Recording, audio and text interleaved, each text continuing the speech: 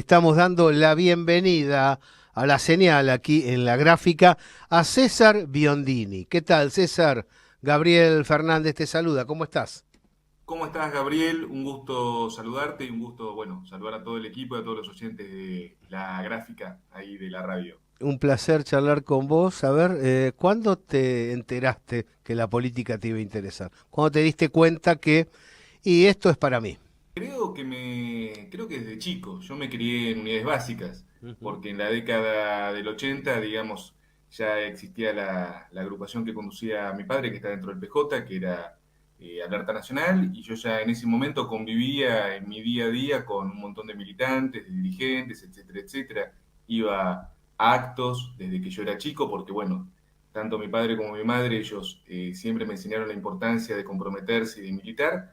Y desde ese momento ya me gustaba. Después con la adolescencia, bueno, uno, digamos, a veces bueno, se orienta más a la educación, etcétera, etcétera, pero creo que también en la universidad, cuando ya estaba estudiando para abogacía, ya estaba interesado y ahí es donde terminé de reafirmar mi vocación política, digamos, y bueno, mi intención de poder militar.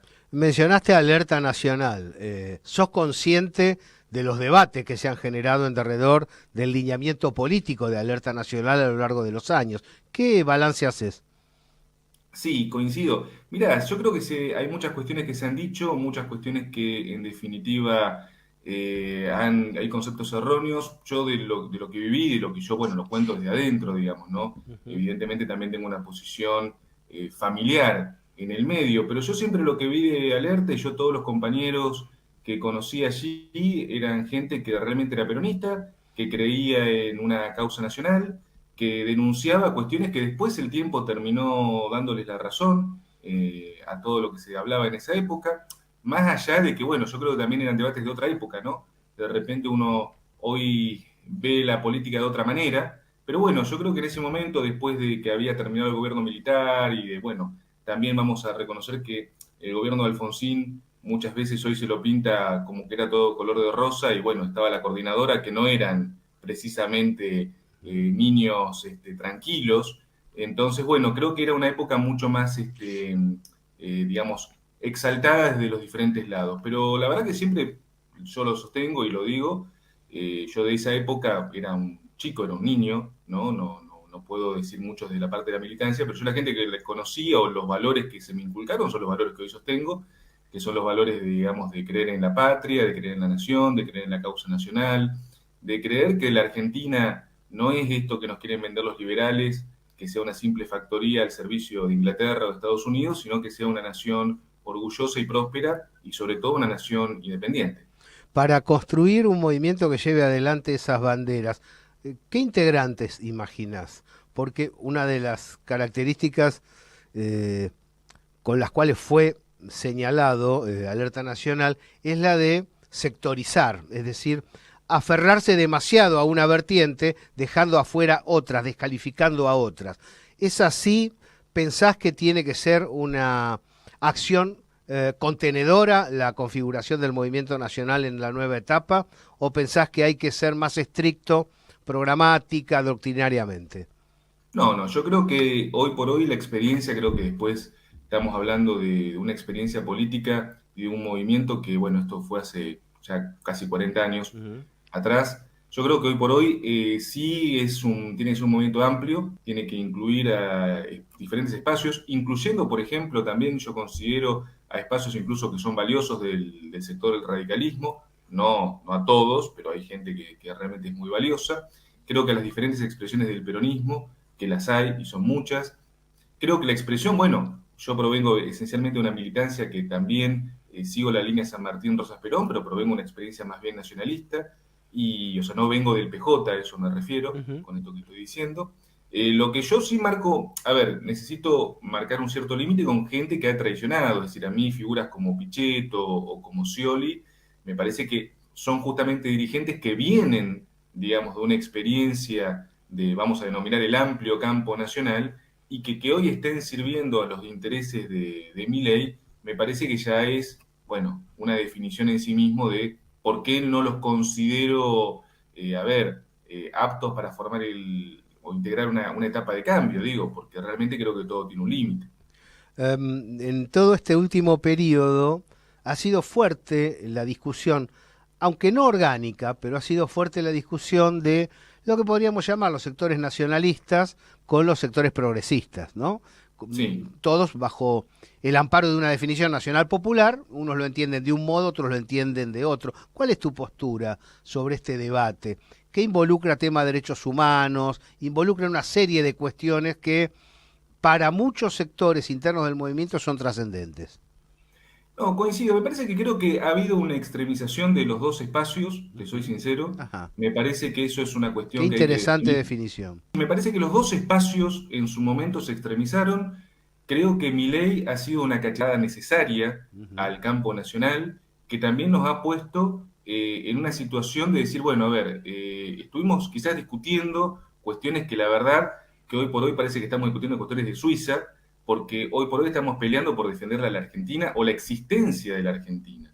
Entonces, yo creo que, a ver, es indiscutible la cuestión de los derechos humanos, no hay duda al respecto, no hay duda, digamos, para mí, de la defensa de los valores de la nación. Creo que tenemos que llegar a un punto de decir, bueno, tenemos que aprender a convivir y a buscar lo mejor para el país, pero hoy por hoy, Gabriel, considero que estamos en una etapa de una lucha en común frente a lo que yo considero que es un gran rival, un gran adversario, que es este régimen libertario, que básicamente viene por todos. O sea, ellos no están preguntando ustedes de una vertiente o de otra. Ellos Claro. vienen por todos nosotros. Ujú. Entonces, digamos, por mandato de lo que yo denomino la anglósfera. Entonces, en ese sentido, creo que esas discusiones, eh, reitero, hay discusiones que no son discusiones, digo, insisto, no se discuten los valores de la patria, no se discuten los derechos humanos, eso no hay discusión. Pero en los otros temas que uno puede tener una posición u otra, hoy por hoy están en segundo plano frente a lo que estamos enfrentando. Hablaste de la anglósfera, vamos entonces, nos zambullimos en la geopolítica. ¿Cuál es tu mirada geopolítica? Tomando en cuenta si tomás como base a Perón, tenés un perfil, ¿no es cierto? Sí, ¿Qué pensás de los BRICS? ¿Qué pensás de las naciones multipolares y del proceso que se está dando en contraste con las potencias occidentales? yo creo que los BRICS es un movimiento extraordinario, creo que es realmente es una gran pérdida para la Argentina no haberse incorporado, Ujú. creo que es la gran respuesta en el siglo XXI, por lo menos en esta etapa del siglo XXI, al dominio de justamente de la anglósfera, creo que el movimiento que está llevando adelante Rusia, sobre todo, que creo que es el gran impulsor del mundo multipolar, hoy por hoy es necesario. Es Ujú. decir, y la Argentina tiene necesariamente que adherir a eso porque nosotros históricamente estuvimos enfrentados a los intereses de Estados Unidos y de Inglaterra. Es decir, por un lado Estados Unidos ha sido el gran rival geopolítico en el continente de Estados Unidos. O sea, siempre Estados Unidos pretendió rebajar a la Argentina. Evidentemente Inglaterra es un enemigo declarado, digo, está usurpando parte de nuestro territorio.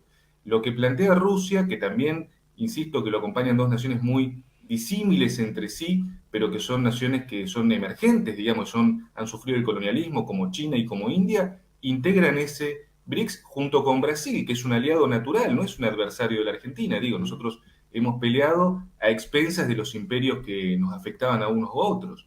Yo creo que el mundo multipolar es la única respuesta que puede haber frente a este globalismo anglófilo, anglosajón, que también incluye cuestiones que, bueno, yo escuchaba hace un ratito muy interesante el reportaje sobre quién mató a Rucci, y bueno, tenemos que hablar también no solamente de la parte anglosajona, sino también del sionismo, de cómo eso influye, digamos, en la libertad y en la independencia de las naciones. Está claro, vamos allí entonces. ¿Cuál es tu mirada sobre lo que está sucediendo hoy en Gaza?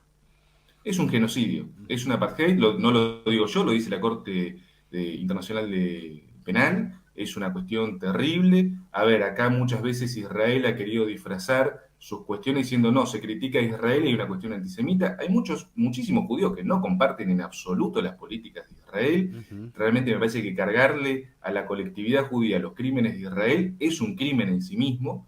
Me parece que es una cobardía. Aparte, lo que sucede en Palestina es un genocidio, es un apartheid, y lamentablemente lo estamos viendo, disculpame la definición quizás un poco, digamos, quizás que no suene tan bien, pero es una definición, lo estamos viendo en 4K, o sea, lo estamos viendo en directo, lo vemos todos los días por Twitter, lo vemos por YouTube, Ujú. transmiten por Instagram un genocidio y la gente, todavía hay gente que dice, no sé si está pasando eso o no es tan grave. y es terrible. Entonces, la verdad que, sinceramente, si uno lo podía decir, bueno, hace 60, 70 años, no sé, lo que pasaba en Sudáfrica, no existía Internet, pero lo estamos viendo en vivo y todavía hay gente que defiende y dice, no, pero eso no está tan mal. Ujú. 40.000 palestinos han sido asesinados desde octubre hasta Sí, ahora. Es terrible. sí, sí. Y Argentina encima ubicada, podríamos así decir, en la franja radicalizada del sionismo, ¿no? Para peor con esa alianza y para peor, es más, afectando nuestra propia posición con respecto a la causa Malvinas, Ujú. ¿no? Porque defender el genocidio en Palestina también es atacar a la causa de Malvinas. ¿Qué pasó aquí, César? ¿Cómo puede ser? Nos hemos preguntado varias veces con tantos amigos, compañeros, que un pueblo históricamente nacional, con una bandera que siempre ha respaldado determinados valores que están relacionados con la nación, con la industria, con la justicia social, haya sufragado por un presidente de esta naturaleza, por un movimiento liberal radicalizado como el que lleva adelante. ¿Qué nos ha pasado como argentinos en tu balance? Creo que hemos tenido, hay una cuestión que los liberales han llevado muy bien adelante, que ellos lo denominaron la batalla cultural. Quizás hubo una generación que se descuidó, una generación que se terminó educando por redes sociales, que terminó siendo bombardeada por mensajes mentirosos, también con una, hay que decirlo, con una prensa muy cómplice, que terminó dibujando un Milei que lo crearon como un personaje divertido, también una generación quizás un poco más grande que no supo tener, no aprendió del pasado, o sea, porque digo, yo era adolescente, pero yo viví el menemismo, me acuerdo perfectamente lo que era el menemismo y me acuerdo que no era nada de lo que los chicos dicen que era. Mi madre era docente, era profesora de colegio secundario y me acuerdo que cobraba 240 pesos y Tal cual. durante todos los 90 cobró 240 Sí, pesos. sí. Los jubilados estaban knockout. Ujú. Yo me acuerdo de Norma Play y el 450. Entonces, a ver, creo que eso fue lo que pasó. Faltó cultura política o faltó educación política. Quizás estos debates que hoy estamos teniendo, que yo los veo que están multiplicándose en las básicas, en las universidades, en los colegios, en las redes, sobre justamente valorizar nuevamente el concepto de lo que es patria o el concepto de lo que es una Argentina con ciencia, educación y tecnología. Bueno, esos debates habían sido dejados de lado porque se pensó que eso estaba resuelto. Y hoy por hoy creo que ha vuelto esa educación política que se perdió. Vos hablaste de Perón, hablaste de Rosas, de San Martín. ¿Qué caracterización haces del mitrismo y del liberalismo real, más allá de quién se denomine tal o cual, en la República Argentina, César? No, el mitrismo ha sido lamentablemente un cáncer para la historiografía argentina. O sea, el Ujú. mitrismo ha desfigurado absolutamente todos los próceres, ha desfigurado la figura de San Martín, ha condenado la figura de Rosas, ha hecho del siglo XIX, por lo menos hasta la aparición de Saldías y después de todo el revisionismo histórico, una pantomima de nuestra historia. Ha inventado héroes que no lo eran y ha convertido en villanos a aquellos que realmente eran héroes. Con respecto al liberalismo, el liberalismo siempre ha sido la pata, la quinta columna de la anglósfera en la Argentina. Ujú. Desde la época, digamos, después de la Revolución de Mayo, ellos siempre operaron, ya sean los directoriales, los unitarios o los uniformes o los disfraces que hayan utilizado, hoy los libertarios y los macristas, son siempre los mismos, o sea, son la fuerza, digamos, interna de cipayos que opera para vender al país. Yo lo caracterizo así, digamos. Es un Ujú. poco crudo porque alguna gente me dice, pero yo soy liberal, pero no soy cipayo. Bueno, pero si sos liberal, estás un poco equivocado, Ujú. digamos. Revisar tus libros, porque la verdad que no. El liberalismo y la concepción de la nación son bastante distintos. Hace poco dijiste, no se puede seguir esperando porque van a dejar el país destruido. Entraste en polémica con aquellos que dicen, no, mirá, acá hay una institucionalidad, tiene que durar 4 años, no hay nada que hacer. ¿Cuál es tu visión sobre la continuidad del gobierno de Milei? ¿Cuál es tu mirada sobre lo que habría que hacer en estas circunstancias que estamos padeciendo con respecto a estas autoridades que están al frente del Estado, destruyéndolo? Mira, yo considero, Gabriel, que en la medida que continúe mi ley, el país va a estar cada vez peor. Yo creo que el remedio constitucional que lo prevé la Carta Magna es el juicio político.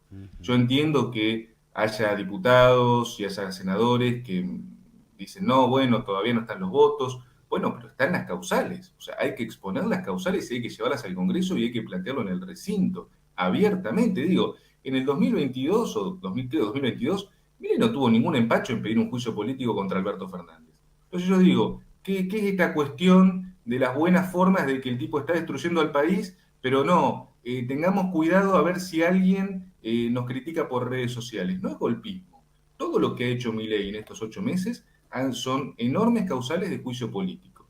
Entonces, yo simplemente sostengo que en la medida que se lo deje trabajar a campo traviesa, que incluso se le han dado las facultades extraordinarias que se le han delegado, que ya son inconstitucionales de por sí, más todo lo que estamos sufriendo, vamos a tener un estallido social. Entonces, lo que estamos tratando es de prevenir el estallido social. Milei es una figura que claramente no está en sus cabales.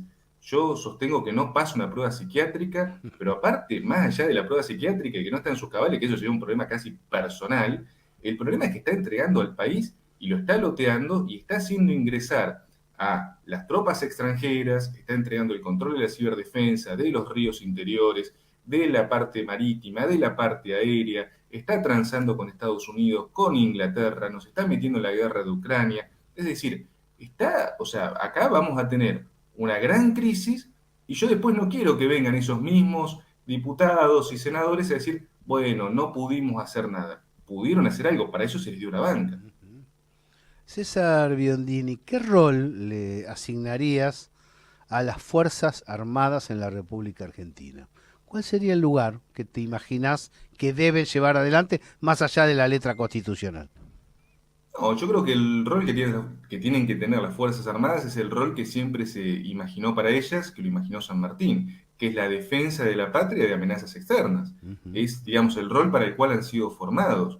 El otro día, justamente, por eso me preocupó mucho en la cena de camaradería de las Fuerzas Armadas, cuando Milei empezó a hablar de que había cambiado el paradigma, entonces que ahora ya no teníamos hipótesis de conflicto externas, sino que en realidad las Fuerzas Armadas, como estamos pasando, no sé, una especie de luna de miel con la OTAN, tenemos que soportar que las Fuerzas Armadas sean una especie de Guardia Nacional tipo Puerto Rico y que empiecen a hacer controles policiales. Ujú. Eso es ridículo, no es la función de las Fuerzas Armadas y también es peligroso porque está dejando el control de las fronteras y de nuestra protección exterior en manos de Estados Unidos.